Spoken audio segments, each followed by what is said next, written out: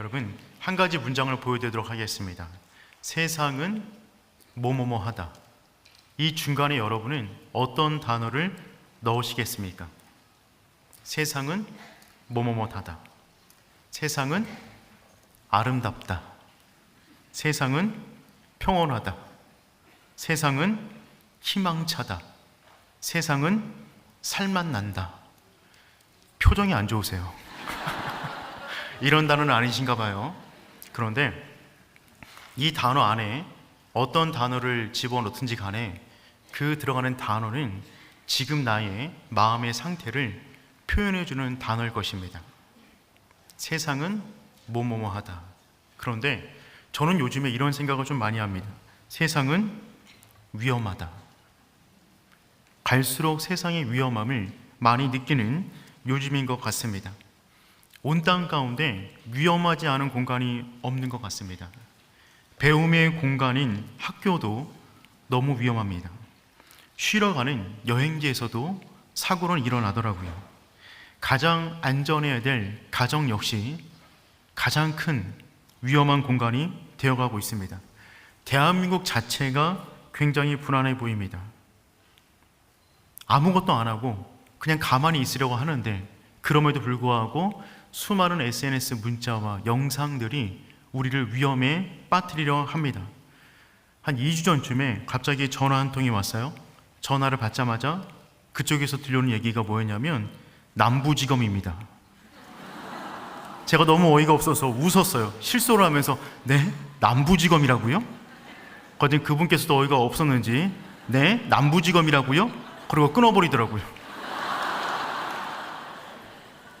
나는 정말 착하게 가만히 있고 싶은데 세상이 우리를 가만히 냅두지 않는 것만 같습니다. 우리가 먹는 음식, 공기, 물 자체도 안전하지 않은 요즘입니다. 세상이 위험하다 보니까 그저 우리의 소원이 하루하루 그냥 평범하게 안전하게 살아갔으면 좋겠다라고 하는 바람이 우리 가운데 많이 있습니다. 70년대, 80년대 버스를 타거나 택시를 타면 종종 그 앞에 이와 같은 사진을 볼 수가 있었어요. 아이가 두 손을 모으고 그 안에 오늘도 무사하길. 혹시 보셨어요? 연식이 좀 되신 분들입니다. 근데 여러분, 이 아이가 누군지 아십니까? 사무엘입니다. 영국의 조슈아 레이놀즈가 그린 어린 사무엘이라는 작품인데 그곳에 오늘도 무사하길이라는 문구를 넣은 겁니다. 정선에 가면 삼척 탄광 앞에도 저와 같은 글귀가 있어요. 오늘도 무사하길. 그런데 저 글귀들은 탄광이나 옛날에 택시 안에만 있어야 될 문장이 아니라 우리 영혼 가운데, 우리 인생 가운데 정말 써 있어야 될 문장 중에 하나가 되는 것 같은 요즘 세상인 것만 같습니다. 그런데 이 세상이 진짜 위험한 것은요, 그 원인이 다른 데 있는 것이 아니라 죄 때문에 그렇습니다. 이 세상이 진짜 위험한 것은 다른 것에 문제가 있는 것이 아니라 죄 때문에 이 세상은 성도가 이 땅 가운데 거룩하게 살아가기에 너무나 위험한 땅이 되었다는 것입니다. 이 죄의 문제가 얼마나 심각한 문제인지 성경 전체는 죄의 문제로 가득 차 있습니다. 성경이 처음부터 마지막까지 전체 내용이 죄에 관련된 기록입니다. 그리고 성경은 분명하게 말해주고 있어요. 죄의 결과는 사망이다. 죄의 싹은 사망이요. 죄라는 그 글자를 한자로 보면 보는 것만으로도 답답함이 느껴집니다. 죄자라는 단어를 보면 그 위에 있는 그물망, 그 밑에 아닐 비자가 있어요. 그물망, 사람을 올가맨 것입니다. 그물 가운데 가둔 것입니다. 아닌 존재들, 잘못된 존재들이 그물 가운데 갇혀서 답답하게 살아가는 그 모습을 죄라는 단어로 표현하고 있는 것이죠. 여러분, 그래서 죄는 무서운 것입니다. 죄를 지은 모든 영혼마다 자신이 지은 죄 가운데 포박당하기 때문에, 결박당하기 때문에 이 세상은 성도가 살아가기에 참 위험한 공간이 되는 것이죠. 이 죄의 문제가 얼마나 심각한 문제인지 주기도문에서 예수님께서는 매일처럼 죄와 관련된 기도를 하기를 원하셨습니다. 여러분, 기도문에는 순서가 있다고 말씀드렸어요. 우리를 위한 간구, 첫 번째는 양식의 문제였습니다.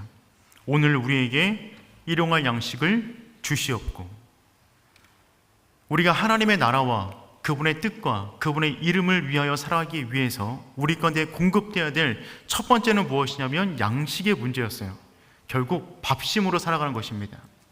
우리가 어디에서 힘을 공급받느냐, 그것이 결국 우리가 누구냐를 말해주고 있는 것이죠. 두 번째 간구는 무엇이냐면 죄 사함을 위한 간구였습니다. 우리 12절 말씀 함께 읽어보겠습니다. 우리가 우리에게 우리 죄를 사하여 주시옵고. 우리를 위한 간구 첫 번째가 밥의 문제였고 두 번째는 죄 사함과 관련된 문제였어요. 지난번에 말씀드렸듯이 영혼이 자라는 기도라는 책에서 저자는 다음과 같은 글귀를 남겼어요. 고백되지 않는 죄가 있다면 마귀는 당신의 마음속 어디라도 낚시 바늘을 던진다. 같은 죄를 반복해서 저지른다 해서 그것이 고백되지 않는 핑계가 될 수는 없다. 만약 당신이 진심으로 죄의 속박에서 벗어나고 싶다면 당신의 삶을 주님께 완전히 보여드려야 한다. 고백은 당신의 삶을, 당신의 모든 죄를 아버지께 낱낱이 보여드리는 것이다. 여러분, 사탄은 지금도 우리 영혼 가운데 떨어져 무언가 건져 올릴 것이 있지 않은가 하는 마음을 가지고 끊임없이 낚시 바늘을 던지고 있습니다. 고백되지 않는 모든 죄는 사탄의 먹잇감이 되는 것입니다. 하지만 믿으시길 바랍니다. 예수 그리스도의 십자가 아래 서는 순간 그 보혈이 우리를 덮어 우리의 모든 죄악이 숨김을 받게 되는 줄 믿습니다. 그리스도의 보혈 가운데 우리 영혼의 좌우 임방과 문설주 가운데 그리스도의 보혈이 튀기 시작하면 그 보혈이 한 방울이라 할지라도 그 보혈이 우리 안에 있는 모든 죄악을 다 숨겨주는 것입니다. 그때는 사탄이 우리의 죄를 발견할 수가 없어요. 그래서 성경을 보면 미가서 7장 19절 말씀 우리 함께 읽어보도록 하겠습니다. 다시 우리를 불쌍히 여기셔서 우리의 죄악을 발로 밟으시고 우리의 모든 죄를 깊은 바다에 던지시리이다. 아멘.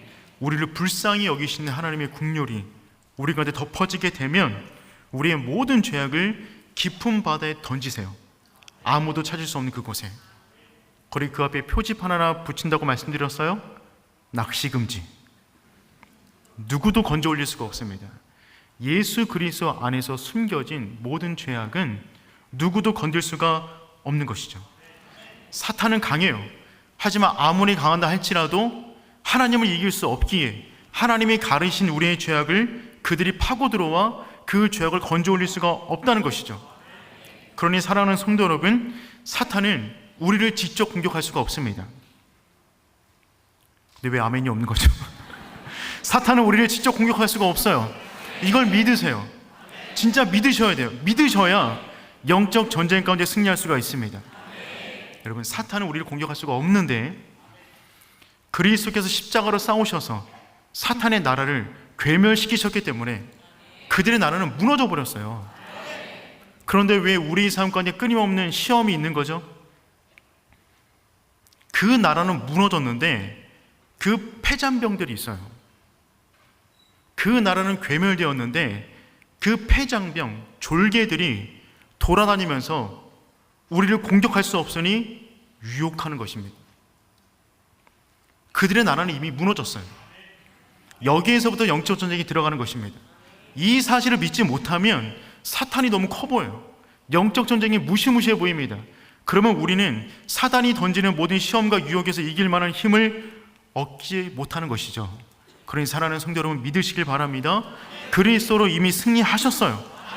문제는 무엇이냐면 그들의 졸개들이 우리에게 다가와 유혹한다는 것입니다.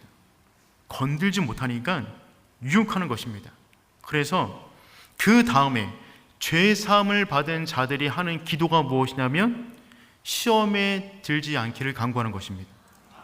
13절 말씀 우리 함께 읽어보겠습니다. 우리를 다만하게서 구하시옵소서. 아멘. 순서가 중요해요. 죄 사함을 받은 확신이 있는 사람만이 시험의 문제를 놓고 기도하는 것입니다.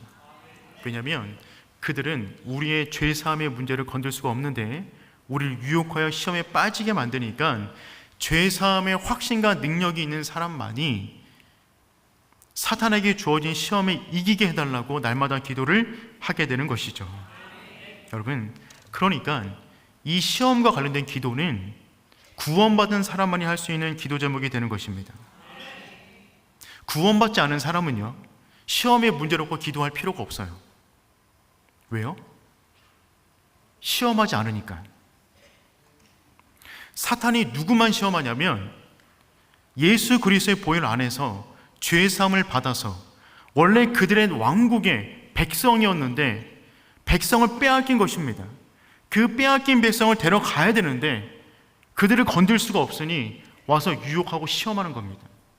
그러니 여러분, 구원받지 않은 사람들은요, 영적인 관점에서 공중의 권세 잡은 자의 백성이기 때문에 그들을 유혹하고 시험할 필요가 없는 것입니다.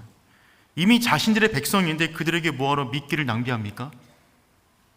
사탄이 영적으로 시험하는 대상들은 예수 그리스도의 보혈의 능력으로 인하여 죄사함의 확신이 있는 사람만 공격을 하는 것입니다. 그러니 여러분이 만약에 주기도문을 통하여 우리를 시험에 들게 하지 마시옵고 이 기도를 매일처럼 하는 사람은 어떤 사람이냐면 내가 그리스도의 보혈 안에서 죄사함을 받았다라는 고백을 하는 사람만이 이 기도를 매일처럼 할 수가 있다는 것이죠. 여러분, 그런데 제가 지금 이 말을 하셨을 때 여러분 속에 어떤 마음이 드셨어요? 살짝 이런 마음 들지 않으셨나요? 아니, 사탄의 시험이 죄사함을 받은 사람, 예수님을 믿는 사람만 시험한다면, 아니 그러면 예수 믿지 않으면 더 편하겠네. 그럴 바에는 차라리 예수 안 믿고 세상에 시험 없이 사는 것이 더 좋지 않을까라고 하는 마음이 살짝 아주 조금이라도 올라오지 않으셨나요? 굉장히 합리적인 생각일 수 있어요. 근데 여러분이 만약에 사냥꾼이라고 생각해 보시길 바랍니다.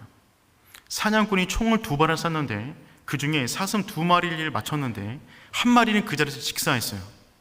근데 한 마리는 스쳤습니다. 피를 흘리며 도망치고 있어요. 여러분이 쫓아갑니다. 그렇다면 여러분이 사냥꾼이라면 누구를 쫓아가시겠어요? 죽은 사슴을 쫓아갑니까? 도망친 사슴을 쫓아가겠습니까? 도망친 사슴을 쫓아가죠. 죽은 사슴은 움직일 수가 없어요. 이미 자기 거예요. 자기 건데 뭐하러 유혹합니까? 미끼를 줘요? 그럴 필요가 없겠죠. 누구를 쫓아가는 것이냐면 피 흘려 도망치는 그 사슴을 쫓아가는 것입니다. 마찬가지로 여러분의 인생까지 시험이 있습니까? 유혹이 있어요? 할렐루야. 역시 우리 교회는 다음 세대. 여러분, 어린아이를 통해서 배우시는 겁니다. 여러분, 우리 인생한테 시험이 있잖아요. 무슨 증거죠? 시험이 있다는 것은 무슨 사인이에요? 내가 살아있는 그리스도의 보혈 안에 생명력을 얻은 하나님의 사람이라는 증거가 시험으로 다가오는 것입니다. 여러분, 시험이 없어요?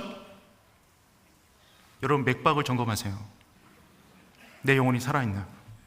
시험이 있으세요? 기뻐하세요. 살아있는 거예요. 숨쉬고 있는 거예요. 그래서 우리는 이 땅 가운데 살아가면서 시험을 피할 수 없기 때문에 주기도문을 통하여 매일처럼 우리를 시험에 들지 하지 마시옵고 라고 하는 기도를 할 수밖에 없는 것입니다. 여러분, 우리는 시험을 피할 수 없어요. 어떤 성도님이 주차 공간을 찾지 못하여 여러 군데를 빙빙 돌다가 주차 금지 구역에 차를 대셨어요. 그리고 차 문에다가 이와 같은 쪽지를 남기셨대요. 저는 이 구역을 15분간 돌았습니다. 여기 주차하지 않으면 저는 일자리를 잃습니다. 우리의 죄를 사하여 주시옵고 붙여놓았어요. 나중에 퇴근할 때 와서 차를 빼려고 보니까 그 앞에 주차 위반 딱지가 하나 붙어있고 쪽지가 하나 붙어있었대요.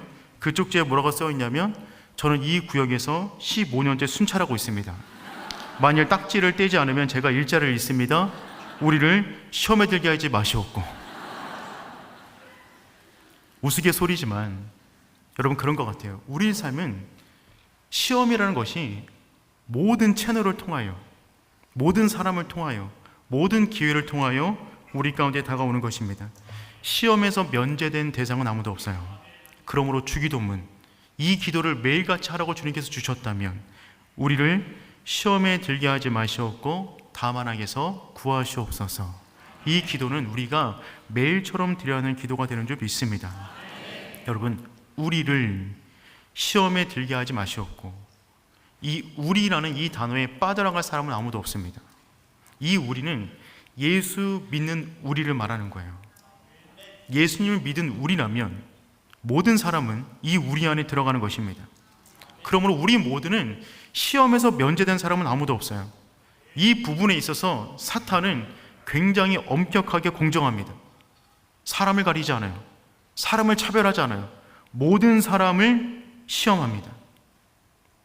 이 세상이 완벽하면, 내 인생의 조건이 완벽하면 시험에 들지 않을까요? 그렇지가 않습니다.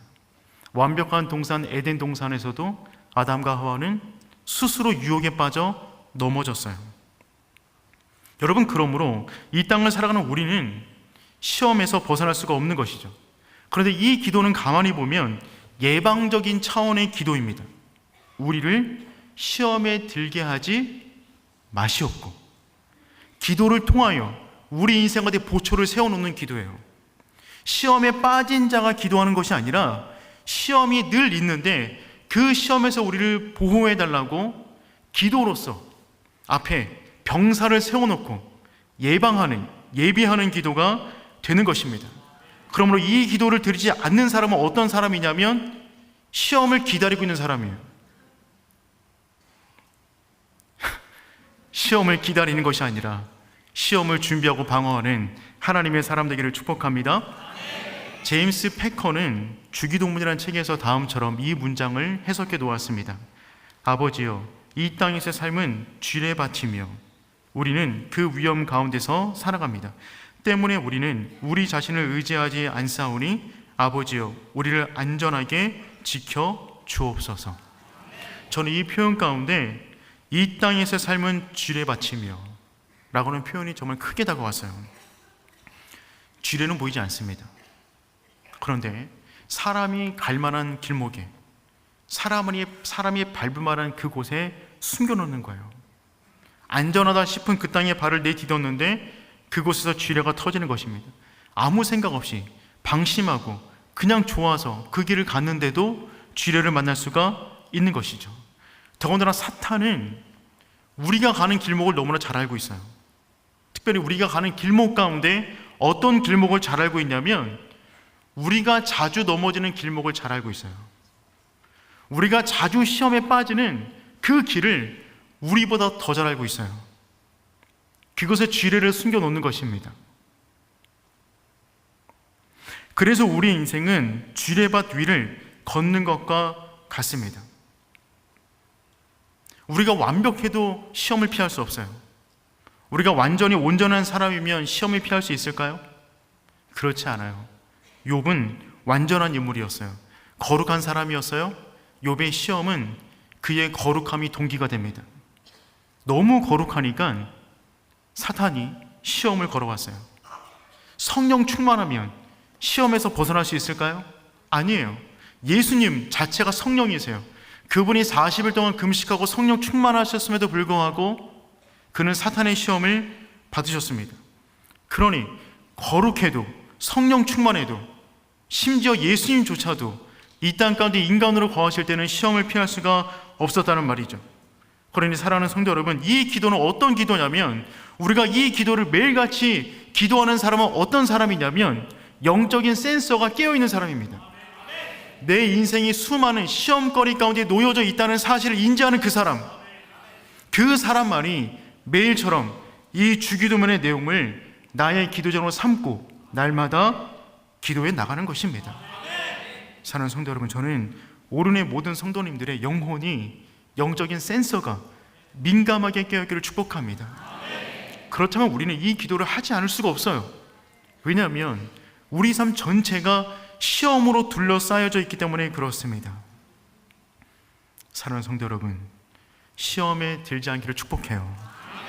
하지만 시험이 찾아왔다면 그 시험을 통하여 더욱더 강인하고 온전한 하나님의 사람으로 서 있는 하나님의 백성 되기를 축복합니다. 여러분, 그렇다면 하나님은 우리를 시험하실까요? 이 본문의 말씀을 가만히 보면 우리를 시험에 들게 하지 마시옵고 라고 했을 때 마치 이런 느낌이 듭니다.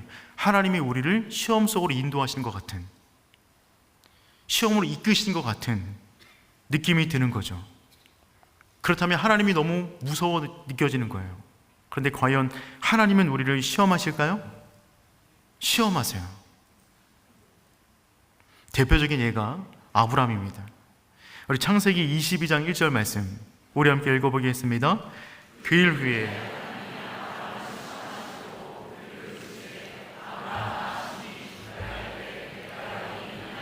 아멘. 아브라함을 시험하시는 장면입니다. 아브라함을 시험하시려고. 여기서 시험하다라고 하는 단어는 테스트를 말해요. 시련을 말하는 것입니다. 그의 믿음이 어떠한가, 그의 믿음이 어느 정도 수준인가를 분별하기 위하여 하나님은 아브라함을 시험하셨어요. 그리고 그의 아들을 번제로 드리라고 명령하십니다. 그런데 하나님의 이 시험에는 두 가지 목적이 있어요. 첫 번째는 뭐냐면 우리의 신앙을 점검하는 것입니다. 시험을 통하여 우리의 신앙을 점검하는 거예요. 예를 들어서 타이어를 만드는 제조업체가 있어요. 타이어를 만들었습니다. 이 타이어를 곧바로 차에 끼워서 내보내지 않습니다. 타이어를 만들었다면 반드시 시험을 해요. 급격하게 달리고 갑자기 서고 비포장도를 달립니다. 마구마구 달렸다가 이 타이어를 테스트하는 거죠. 그리고 테스트한 다음에 보완하여 완벽한 제품을 차에 달아 내보내는 것이죠. 이것이 시험이에요. 마치 그 제품의 완성도를 높이기 위하여 시험하듯이 하나님은 시험을 통하여 우리를 온전한 자들로 만들어 가시는 것입니다. 두 번째, 하나님의 시험에는요, 교육적인 차원이 있어요. 시험이 없다면 우리가 하나님을 알아갈 수가 없어요. 시험이 없다면 우리의 실력이 향상하지 않을 것입니다. 여러분이 학교에서 배운 거 있잖아요. 그 배운 거 지금도 기억하고 있는 거 있으신가요? 있으시길 축복합니다. 근데 만약에 그것이 있다면 그것은 다 무엇이냐면 여러분이 시험 봤던 거예요. 시험을 보니까 공부하는 거예요. 시험 준비하면서 공부하고요, 시험을 보면서 공부하고요, 시험 끝난 다음에 복귀하면서 공부하는 겁니다. 그게 남아서 우리의 실력이 되는 것이죠. 하나님의 시험에는 교육적 차원이 있어요.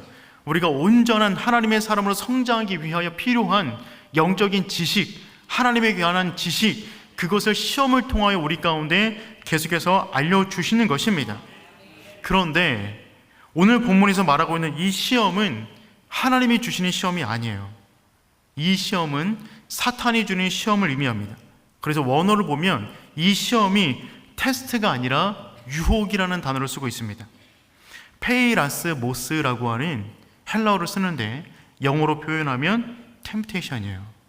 그러니까 우리를 시험에 들게 하지 마시옵고 라고 하는 시험, 똑같이 시험이라는 단어를 썼지만 여기서 말하는 시험은 우리를 사탄이 던지는 유혹에 빠지지 않게 해 주시옵고 라고 하는 내용이 되는 것입니다. 사탄의 시험은 우리를 성장시키기 위한 것이 아닙니다. 우리에게 어떤 교육을 주기 위한 것이 아니에요. 그가 주는 시험은 우리의 믿음을 허무는 것입니다. 하나님이 주신 시험과 사탄이 주는 시험을 구분하는 굉장히 좋은 본문이 야고보서입니다. 우리 야고보서 1장 2절부터 4절까지 말씀 우리 함께 읽어보도록 하겠습니다. 내 형제들아,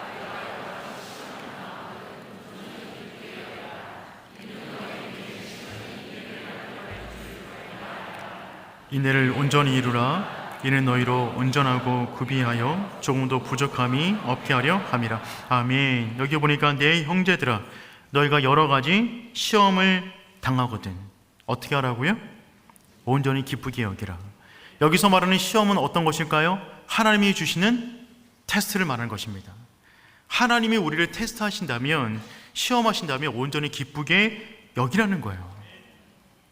그래서 시험이 찾아왔을 때, 하나님이 주시는 시험이 찾아왔을 때 우리 편에서 나오는 첫 번째 반응이 뭐라고요? 기쁘게 여기라. 기쁘게 여기시기를 축복합니다. 두 번째 반응은 뭐예요? 인내를 온전히 이루라. 시험이 왔을 때, 하나님의 시험이 왔을 때 첫 번째 반응은 기뻐하는 거고, 그 다음에는 온전히 인내를 이루는 거예요. 그 인내를 통하여 그 시험이 우리를 통과하고 난 다음에는 우리가 더 큰 믿음의 사람으로 성장하기 때문에 그렇습니다. 반면 야고보서 똑같은 1장에 또 다른 시험이 하나 등장합니다. 야고보서 1장 13절 말씀 우리 한번 읽어보겠습니다.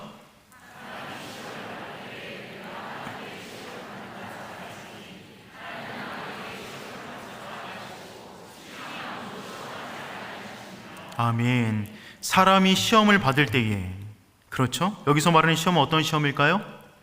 사탄이 말하는 유혹을 말하는 거예요. 그래서 이 유혹이 올 때는 하나님께 시험을 받는다고 하지 말라는 것입니다. 출제자가 하나님이 아니라는 거예요. 출제자는 누구예요? 사탄이 되는 거예요. 그런데 이 사탄이 되는 그 유혹이라는 시험은 특징이 있어요.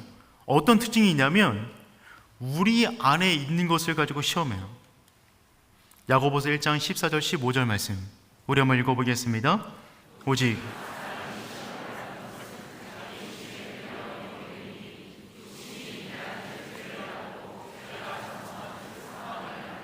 아멘. 사탄이 우리를 시험하는데, 유혹하는데 어떤 것을 가지고 유혹한다고요?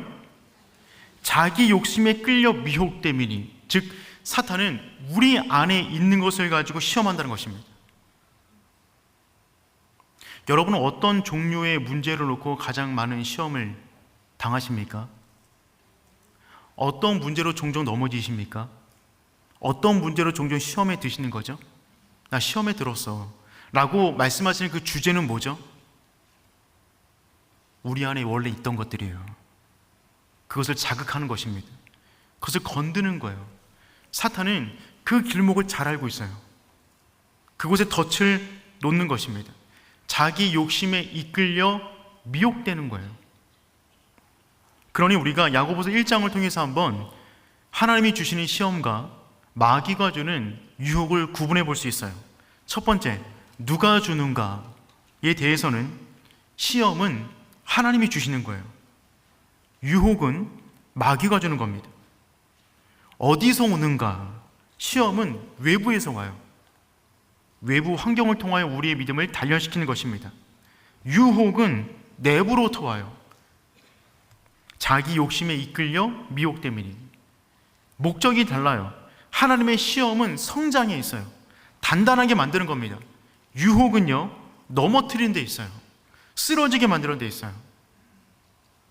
그러니 똑같은 시험이라는 단어를 성경에서 쓰고 있지만 하나님이 사용하시는 시험과 마귀가 사용하는 시험, 유혹은 완전히 다른 문제가 되는 것이죠. 그러니 사랑하는 성도 여러분, 하나님이 시험하시면 기뻐하시고 인내하십시오. 반면 사탄이 유혹하면 그것을 대적하고 피할 수 있는 분별력이 있는 하나님의 사람 되기를 축복합니다.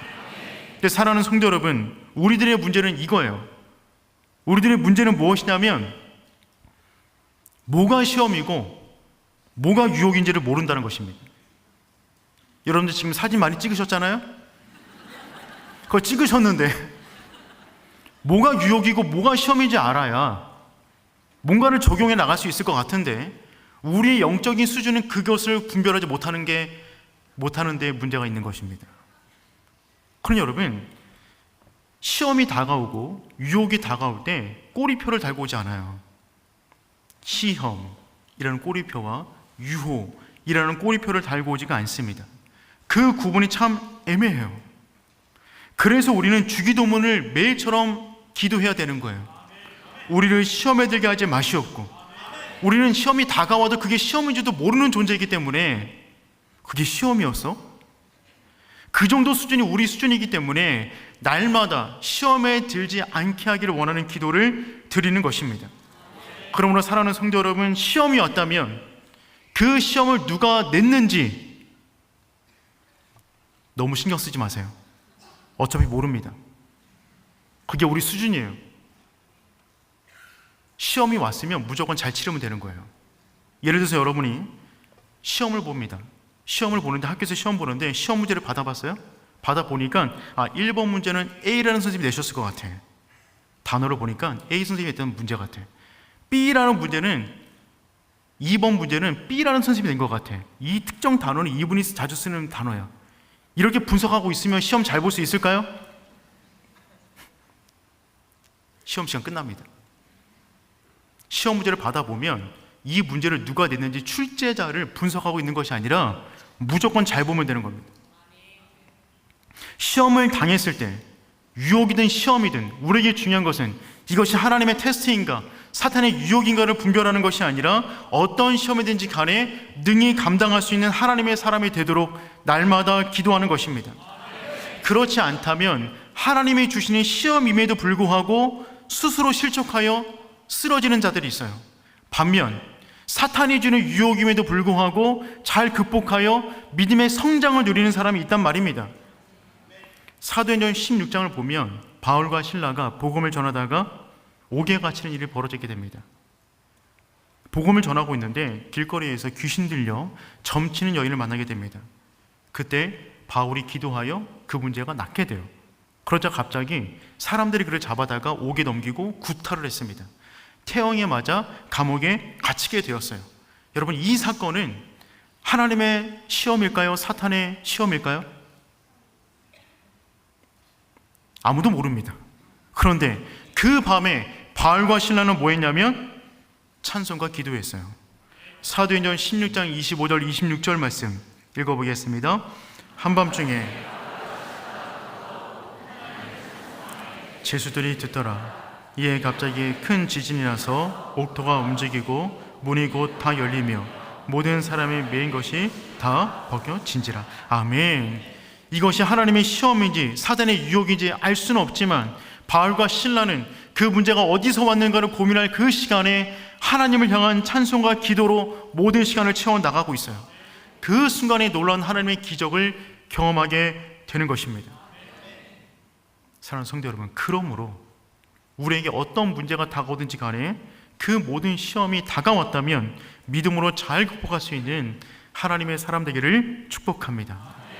그렇다면 본격적으로 우리는 시험을 어떻게 통과할 수 있을까요? 하나님의 시험이든 사탄의 유혹이든 우리 가운데 다가올 때 우리는 그 문제들을 어떻게 잘 극복하고 통과할 수 있을까요? 그 문제를 4가지 차원에서 간략하게 말씀드리도록 하겠습니다. 첫 번째는 이것입니다.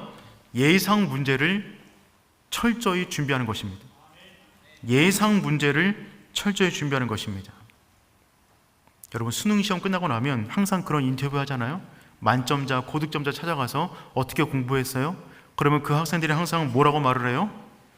교과서 중심으로 기출문제를 열심히 풀었습니다. 세상 이해가 안 되는 말인데, 근데 여러분, 기출문제, 예상 문제가 있다는 말입니다. 시험에만 있는 것이 아니라 영적인 시험에도 기출문제가 있어요. 예상 문제지가 있다는 말입니다. 그게 얼마나 감사한지 몰라요. 그런데 예상 문제가 너무 많으면 우리가 감당할 수 없는데 예상 문제가 3개밖에 안 돼요. 준비할 수 있겠습니까? 신대원에 들어가려고 성경고사를 준비했는데 기출 문제집을 샀거든요. 그거를 딸딸 외우면 통과할 수 있다고 하더라고요. 근데 그 두께가 성경보다 두꺼워요. 그러니까 차라리 성경을 많이 보는 게 더 낫겠더라고요. 기출 문제집이 그 정도로 나오면 공부하기 어려워요. 그런데 사탄이 주는 유혹, 그것은 딱 3가지예요. 준비할 수 있겠습니까? 이것들을 먼저 철저하게 준비해 나가는 것입니다. 그 기출 문제가 무엇이냐면 요한일서 2장 16절입니다. 우리 한번 읽어보겠습니다. 이는 육신의 정욕과 안목의 정욕과 이생의 자랑이니 다 아버지께로 온 것이 아니요 세상으로부터 온 것이라. 아멘. 이는 세상에 있는 모든 것이, 즉 세상에 있는 모든 시험이 다 이를 통해서 온다는 것인데 그 3가지가 무엇이냐면 육신의 정욕, 안목의 정욕, 이생의 자랑입니다. 이 3가지, 사탄은 예나 지금이나 이 3가지를 통하여 우리를 유혹합니다. 그러니 우리가 이 3가지를 면밀히 철저하게 준비할 수만 있다면 사탄이 우리에게 다가오는 모든 유혹에서 능히 이기게 되는 것입니다. 첫 번째는 무엇이냐면 육신의 정욕을 따라 유혹한다는 거예요. 육신의 정욕을 따라 유혹합니다. 아담을 유혹할 때 선악과가 먹음직스러웠어요. 그의 육신의 정욕을 건든 겁니다. 먹고 싶었어요. 가장 기초적인 인간의 욕망을 건드는 것이죠. 예수님의 시험 역시 마찬가지입니다. 너무 굶주리셨어요. 40일 동안 금식하셨어요. 그런데 돌을 떡이 되게 하라. 육신의 정욕을 건드는 것입니다. 에서는 팥죽 한 그릇에 장자의 명분을 빼앗겼습니다. 삼손은 사사 가운데 가장 완벽한 사사였는데 육신의 정욕을 다스리지 못하여 가장 비참한 사사가 되었어요. 지금도 사탄은 우리 안에 어떠한 육신의 정욕이 있는지를 나보다 더 잘 알고 있어요. 우리 안에 육신의 갈망, 빈 공간, 그 필요, 그 허기를 사탄은 너무나 잘 알고 있다는 것입니다. 사탄은 그래서 그것을 건드려요. 여러분 가운데 아까도 말씀드렸지만 자주 넘어지는 주제가 있나요? 자주 시험에 빠지는 주제 있나요? 사람마다 달라요. 근데 그 시험거리가 100가지, 200가지 이렇게 되는 거 아닙니다. 사람마다 결국 한두 가지 문제로 계속 넘어져요. 한두 가지 문제로. 우리 안에 어떤 것이 육신의 정욕으로 남아 있는가, 사탄은 너무나 잘 알고 있는 겁니다. 그것을 끊임없이 건드는 거죠. 사랑하는 성도 여러분, 여러분 안에 있는 육신의 정욕, 그 갈망을 명확히 알 수 있는 하나님의 사람들에게 축복해요. 그 부분에 깨어 있어야 됩니다. 그 부분에 자극이 들어와 휘청거린다면 깨달으셔야 돼요. 시험이 왔구나. 그것을 피하는 것입니다. 그래야 우리는 넘어지지 않아요. 두 번째는 안목의 정욕으로 유혹합니다. 뱀이 아담과 하와를 유혹할 때 안목의 정욕을 가지고 유혹했어요. 선악과가 보암직했어요. 그의 시선을 자극하는 것입니다. 안목이에요. 시각을 자극하는 겁니다. 롯이 애굽을 본 이후에 애굽을 닮은 소돔을 향하여 동쪽으로 갑니다. 그의 영혼 가운데 가장 먼저 오염된 것은 그의 시력이었어요. 안목이었어요. 다윗은 밧세바가 모욕하는 장면을 보자 바로 정욕에 넘어집니다. 아간은 목숨 걸고 전쟁하다가 얼마 안 되는 옷과 금을 보더니만 정욕에 빠졌어요. 사탄은 예수님을 유혹할 때 천하 영광을 다 보여준 다음에 유혹합니다. 그러니 사랑하는 성도 여러분, 항상 보는 것을 조심하십시오. 다 보시면 안 돼요. 사탄이 우리 영혼 가운데 들어올 때 눈을 통하여 들어옵니다. 시력을 통하여 들어와요. 아무 마음 없었는데 그거 보면 욕심이 생기는 거예요. 그거 보면 정욕이 떠올려지는 거예요. 그러니 성도 여러분, 아무거나 보시면 안 됩니다. 보는 것을 주의하셔야 돼요. 세 번째, 이생의 자랑으로 유혹합니다. 이생의 자랑거리, 이 땅 가운데 스스로를 증명하는 자랑거리를 만들라는 거예요. 하와에게 유혹할 때 지혜롭게 할 만큼 탐스러웠어요. 저걸 먹으면 하나님처럼 정말 지혜로워질 것 같은, 자신의 이름을 남길 수 있을 것 같은 유혹에 빠진 것입니다. 자기 증명의 유혹이에요. 자신을 증명하기를 원하는 겁니다. 내가 얼마나 위대한 사람인가, 내가 얼마나 괜찮은 사람인가. 자기 증명의 유혹에 빠지게 되면 자기를 증명하고자 스스로 자기를 갉아먹는 인생을 살아가게 되는 겁니다. 돈으로, 권력으로, 지식으로, 학벌로, 업적으로, 때로는 신앙적인 과업으로, 때로는 기도로 나의 어떠함을 증명하려고 하는 그 유혹에 빠지면 그 순간에 그 영혼은 넘어지게 되는 것이죠. 예수님의 제자들은 예수님이 십자가를 지러가는 그 길목에도 내가 영의정이 될 거다, 우의정이 될 거다, 이생의 자랑을 놓고 싸움했어요. 그렇게 완벽했던 사울은 자신의 이름을 위한 기념비를 세우고 무너졌습니다. 바베탈 역시 자신의 이름을 높이기 위한 이생의 자랑에 빠진 사람들이 만들어 놓은 쓸모없는 탑이었던 것입니다. 그러니 성도 여러분, 자기 증명의 유혹에서 벗어나길 축복합니다. 여러분은 지금도 정말 괜찮아요. 그 모습 그대로 아름다워요. 여러분을 보시고 하나님께서 걸작품이라고 말씀하셨어요. 보시기에 심히 좋았더라. 하나님이 보시기에 좋은 모습 그대로 살아가셔도 아름답습니다. 세상 가운데 여러분을 증명하기 위하여 신앙의 선을 넘어가지 않는 하나님의 사람 되기를 축복합니다. 시대가 아무리 바뀌어도 사탄은요, 이 세 가지를 가지고 우리를 자극해요. 결국 우리가 무엇에 취약한지 사탄은 너무나 잘 알고 있는 것이죠. 그러니 사랑하는 성도 여러분, 여러분 안에 어떤 부분이 내 안 가운데 자리 잡고 있는지를 분명히 밝히 알 수 있는 영안이 열리는 하나님의 사람 되기를 축복합니다. 여러분 안에 있는 육신의 정욕은 무엇입니까? 안목의 정욕은 뭐예요? 이생의 자랑은 뭐예요? 그것이 건드려지면 내가 참을 수 없는 그것은 무엇입니까? 그것을 아셔야 우리가 시험이 올 때 시험을 줄 아는 것이죠. 우리를 정말 잘 알고 있어야 돼요. 먼저는 우리 약점에 대해서 잘 알고 있어야 됩니다.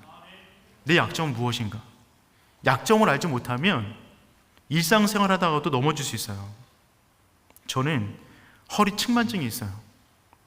또 허리 해리가 있거든요. 그래서 허리를 쓸 때면 굉장히 조심합니다. 제가 제 상태를 잘 알고 있으니까. 특별히 저와 같은 증상이 있었을 때 제가 어떤 걸 할 때마다 조심할까요? 기침할 때. 기침 잘못하면요, 허리 틀어집니다. 떨어진 티슈 주술 때. 무거운 짐도 아니에요. 떨어진 티슈 주술을 하다가 허리가 나가는 것 같아요. 자기 약점을 알면 조심하게 돼요. 자기 약점이 있는데 자기 약점이 육신의 정욕인데 육신의 정욕이 가득한 곳에 자꾸 가면 안 되는 것입니다. 이생의 자랑인데 그곳에 내가 자꾸 가면 안 되는 거예요. 그와 같은 책, 그와 같은 영상, 그와 같은 사람들을 자꾸 만나면 안 되는 것이죠. 자기 약점을 아셔야 돼요. 피할 공간을 피하셔야 됩니다. 그래야 우리가 시험에 빠지지 않아요. 두 번째, 우리의 강점을 알고 있어야 돼요. 사탄은요, 우리의 약점을 통해서라도 공격하지만 우리의 강점을 통하여 우리를 무너뜨립니다. 여러분, 시험에 빠지는 모든 사람들은요, 자신이 할 수 있는 것 때문에 시험에 빠집니다. 자신이 할 수 없는 것은 시험거리가 안 돼요. 언간생심, 그것에 마음 두지도 않아요. 시험에 빠지는 것은요, 내가 능히 그것을 할 수 있기 때문에 만지는 거예요. 할 수 있기 때문에 품는 거예요. 그러므로 항상 내가 할 수 있는 것이 나에게 시험거리가 됩니다. 아담이 선악과를 따먹지 못하는 존재였으면 시험에 빠지지 않았을 거예요. 예수님의 세 가지 시험, 돌을 떡으로 만들어라, 높은 곳에서 뛰어내려라, 천하만국을 다 가져라, 주님이 다 하실 수 있는 거였어요. 하실 수 있는 것 가지고 유혹하는 것입니다. 예수님을 잡으러 왔어요. 그때 기도해야 될 순간에 기도하지 못했던 베드로가 갑자기 칼을 들더니만 말고의 귀를 잘라버렸습니다. 그럼 베드로의 직업은 뭐죠? 어부였어요. 사시미를 잘 뜨는 사람이었습니다. 할 수 있는 칼을 들어다가 귀 안으로 쑥딱 잘랐어요. 할 수 있는 거였어요. 주님께서 그 귀를 붙여주신 다음에 이렇게 말씀하세요. 마태복음 26장 53절 54절 말씀 읽어보겠습니다. 너는 내가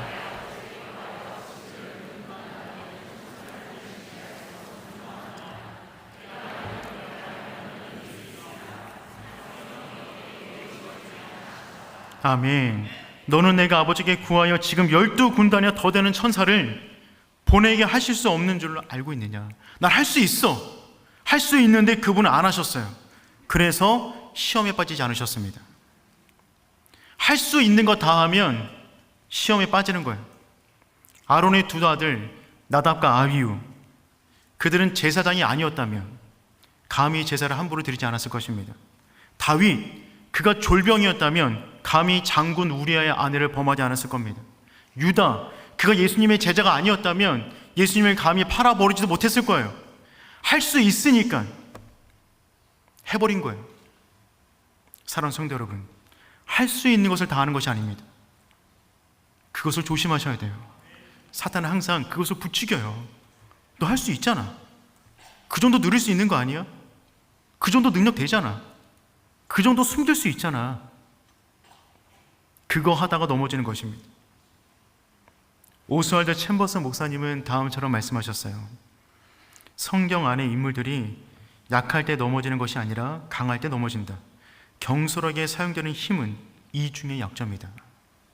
자신 안에 힘이 있는데 경솔하게 사용되면 2배로 그에게 약점으로 다가온다는 것입니다. 사랑하는 성도 여러분, 여러분의 강점은 무엇입니까? 여러분에게 주어진 힘은 뭐예요? 내가 능히 할 수 있는 그것은 뭐예요? 그걸 조심하셔야 돼요. 가족에게 함부로 말씀하실 수 있어요? 그거 조심하셔야 돼요. 돈이 충분히 많으세요? 조심하셔야 돼요. 시간이 넉넉히 많으세요? 조심하셔야 돼요. 사탄은 우리가 할 수 있는 그것을 가지고 우리를 넘어뜨리는 존재이기 때문에 그렇습니다. 기출 문제를 잘 푸세요? 갑자기 분위기 어두워졌어요? 기출 문제 까먹으시면 안 됩니다. 3가지입니다. 2번째, 그 길에서 서성이지 마십시오. 그 길에서 서성이지 마십시오. 유혹이 있는 곳에는 눈길도 주지 않는 것입니다. 3가지 기출 문제를 풀었어요. 그 가운데 나의 약점을 발견했어요. 그 가운데 서성이면 안 된다는 것이죠. 랜디 알콘이라는 분이 쓰신 그 길에서 서성이지 마라 라고 하는 책이 있어요. 그 책에 보면 다음과 같은 예방가 나옵니다. 한 유부남 남자가 친구인데 직장 동료 여성에게 자꾸만 마음이 끌리는 거예요. 그래서 혹시 잘못된 관계로 확장될까봐 늘 전전긍긍하며 고민하고 있는 친구가 있었습니다. 그래서 한 친구에게 상담으로 물어보자 그 친구가 이렇게 물어보는 거죠. 그 여인과 거리를 두라고. 얼마만큼 거리를 두고 있느냐 물어봤더니만 지난주에도 같이 영화 보러 갔답니다. 그러지 말라고 하니까 밥도 먹었대요. 또 약속을 잡았대요. 여러분, 서성거리면 안 돼요. 그 자리에서 서성거린다는 말은 무슨 말이냐면 이미 끌리고 있는 거예요.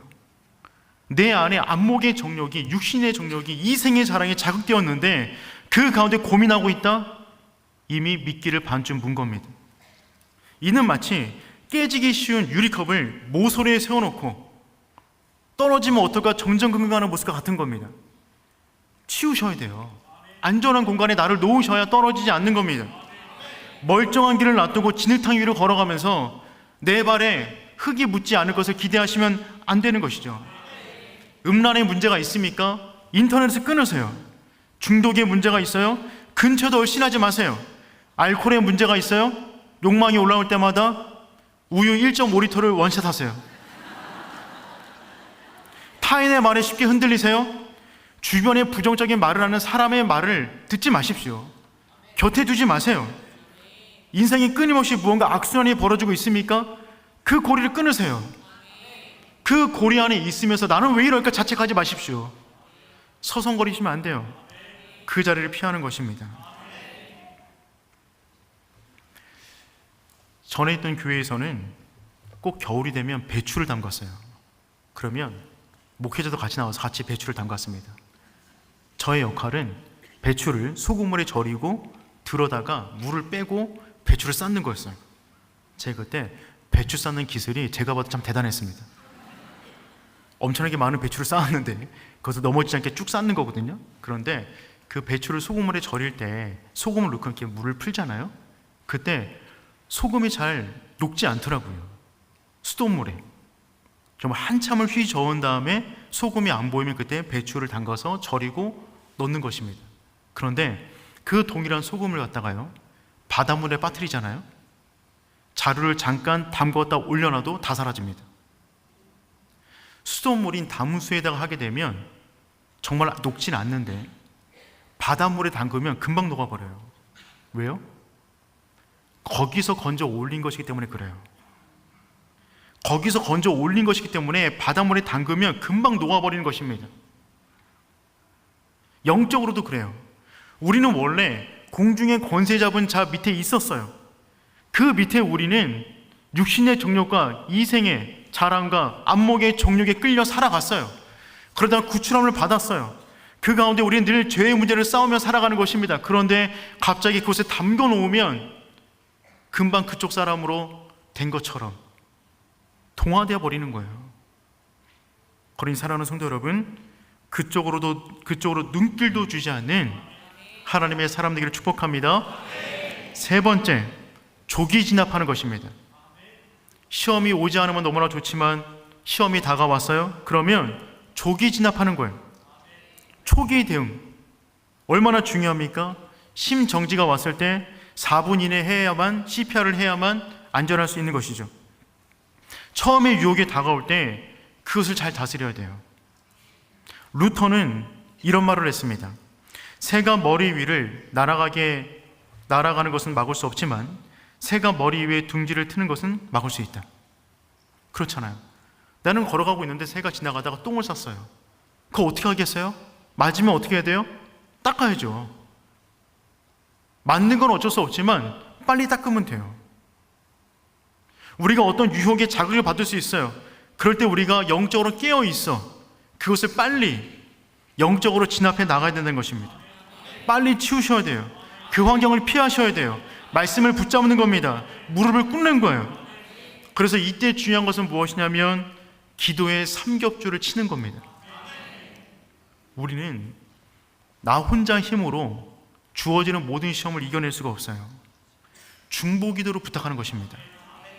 예수님께서도 마지막 날 그 밤의 시험 겟세마네 동산에서 기도하실 때 제자들에게 중보기도를 부탁하셨어요.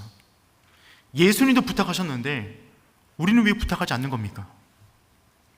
여러분 가운데 기도 제목을 나눌 수 있는 동료들이 있으십니까? 그들을 두셔야 돼요. 그분들이 내 영적인 보초병들이에요. 그분들이 기도의 증오로 우리의 영혼이 지금까지 든든하게 서 있는 것입니다. 우리는 다 누군가에게 기도의 빛을 줬어요.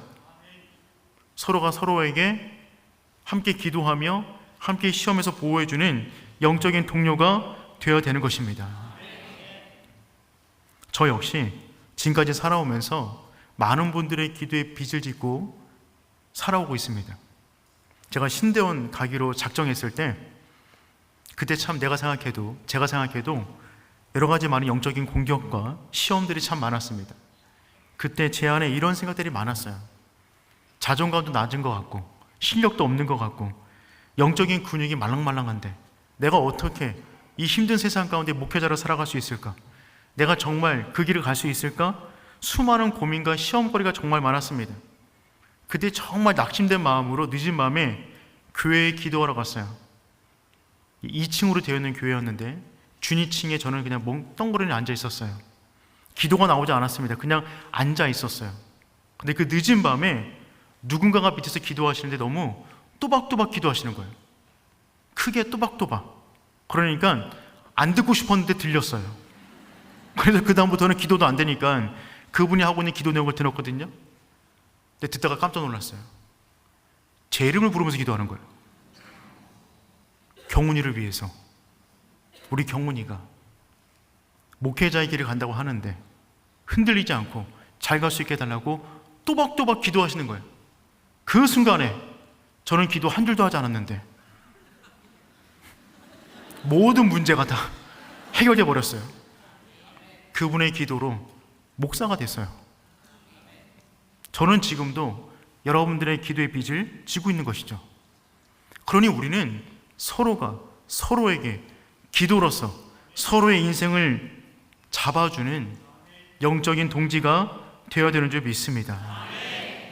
마지막 네 번째, 시험이 왔을 때 마귀를 대적하는 것입니다.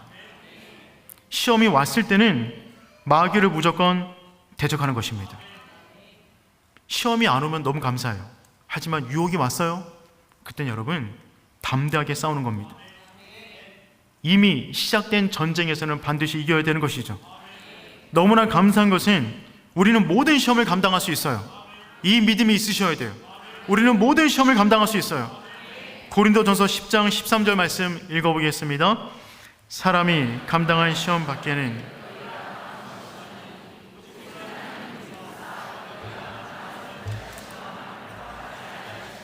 시험 당할 즈음에 또한 피할 길을 내사 너희로 능히 감당하게 하시느니라. 아멘. 여러분 그렇습니다. 사람이 감당한 시험 밖에는 너에게 당한 것이 없나니 이 사실을 믿으시길 바랍니다. 여러분, 반복적으로 넘어지는 그 문제 있잖아요. 기도에도 계속해서 쓰러졌던 그 문제 있잖아요. 그래서 어느 순간에 나는 이 문제는 극복할 수 없어, 나 이 문제 안에 주저앉을 수밖에 없어라고 우리가 선을 그어놓았던 그 문제 있지 않습니까? 여러분, 그 선을 지워버리세요. 능히 감당할 수 있어요. 그 믿음에서 시작해 나가는 것입니다. 하나님이 약속하셨어요. 감당할 수 없으면 피할 길을 내주겠다. 그리고 말씀하십니다. 야고보서 4장 7절 말씀입니다. 우리 함께 읽어보겠습니다. 그런지 마귀를 대적하라, 그러면 너희를 피하리라. 아멘. 마귀를 대적하라, 그러면 너희를 피하리라. 여러분, 하나님의 약속이에요. 하나님의 약속. 우리의 말은 능력이 없어요. 우리의 말에 사탄이 떨지 않아요. 그런데 하나님의 말씀이라면 상황은 달라집니다. 하나님의 말씀이 선포되는 그 순간에 사탄이 설 자리는 없는 거죠. 여러분, 마귀를 대적하는 겁니다. 우리를 피할 거예요. 근데 그 앞에 이런 말이 있어요. 하나님께 복종할지어다. 너희는 하나님께 복종할지어다. 마귀를 대적하라, 그래야만 너희를 피하리라. 하나님께 복종하는 부분과 마귀를 대적하라는 부분을 같이 놓고 있어요. 무슨 의미일까요? 믿음으로 마귀를 대적하는 것이 하나님께 복종하는 거예요. 하나님의 말씀으로, 믿음으로 선포했을 때 놀라운 일이 나간다고 약속해 주셨는데 그 믿음이 없으면 선포할 수 없으니 하나님께 복종할지어다. 마귀를 대적하라, 그러면 너희를 피하리라.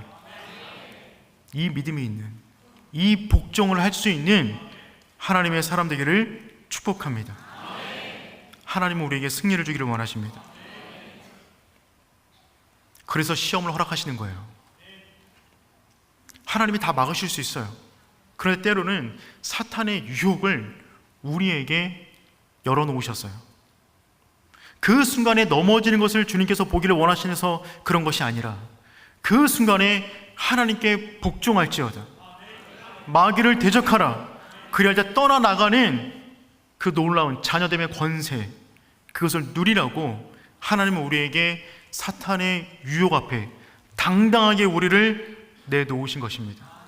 자랑스럽게 너는 이길 수 있어, 싸울 수 있어, 유혹의 순간에 너가 어떤 존재인가 알게 될 거야.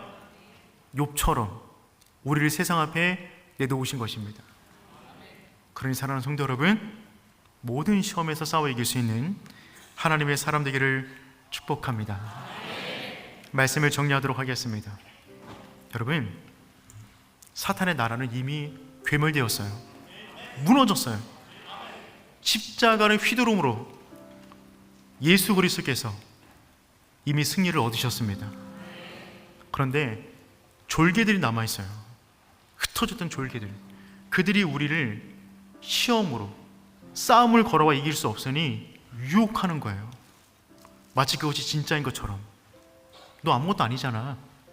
너가 무슨 하나님의 자녀야. 너가 기도한다고 응답된다고? 우리를 건들지 못해요.